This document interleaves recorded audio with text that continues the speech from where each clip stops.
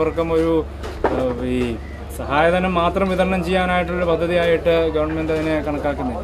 പലപ്പോഴും ചുവപ്പ് നാടയിൽ കുടുങ്ങി പല കാരണങ്ങളാൽ നടക്കാതെ പോകുന്ന ചില സാങ്കേതിക വിഷയങ്ങളാൽ നടക്കാതെ പോകുന്ന അതൊക്കെ പരിഹരിക്കുവാൻ നേരിട്ട് ജനങ്ങളിലേക്ക് ഇറങ്ങിച്ചെല്ലുന്ന ഈ ഒരു സന്ദർഭം, അതായത് ഭരണവും ജനങ്ങളും അതെല്ലാം ഒന്നാണ് എന്നത് കണക്കാക്കുക എന്നതാണ് തീർച്ചയായിട്ടും ഈ ജനസമ്പർക്കം വഴി ലക്ഷ്യം വെക്കുന്നത്.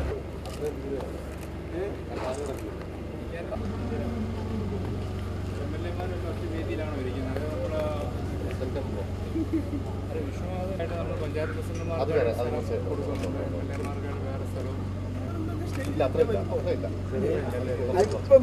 എറണാകുളത്തുള്ളത് കുറച്ചുകൂടെ ഇത്രയും ഇല്ലായിരുന്നു. ബസ് അതായത് മീൻസ് റിട്ടയറിംഗ് ഹോം അതാ അല്ലേ? റെഡ് ക്രോസ് വിളിക്കുന്ന ജോലി പരിപാടി തുടങ്ങുന്ന സമയം തൊട്ട് തീരുന്നത് വരെ തണുത്ത വെള്ളം നല്ലവർക്ക്